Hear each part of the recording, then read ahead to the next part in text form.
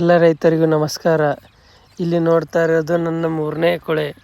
ಇಲ್ಲಿ ನಾನು ಈ ಹೊಲದಲ್ಲಿ ನಾನು ಕಬ್ಬಿನ ಸಸಿ ತಂದು ನಾಟಿ ಮಾಡಿದ್ದು. ಇದರಲ್ಲಿ ಯಾವುದೇ ಕಬ್ಬು ಕಟಾವಾದ ನಂತರ ಹೋಗಿಲ್ಲ. ಆಲ್ಮೋಸ್ಟ್ ಎಲ್ಲನೇ ಬಂದಿದೆ. ಸೊ ನೀವು ಇದೇ ಥರ ಇದನ್ನು ಮಾಡಿ ರೌಂದಿನ ಕಟ್ ಮಾಡಿ ಅಲ್ಲೇ ಮಲ್ಚಿಂಗ್ ಮಾಡಿದರೆ ನೀರನ್ನು ಉಳಿಯುತ್ತೆ ಮತ್ತು ಮಾಯ್ಶ್ಚರ್ ಮೇಂಟೈನ್ ಆಗುತ್ತೆ, ಕಳೆ ಕಡಿಮೆ ಆಗುತ್ತೆ. ನೀವು ಈ ಥರ ಪ್ರಯೋಗ ಮಾಡಿ ನೋಡಿ.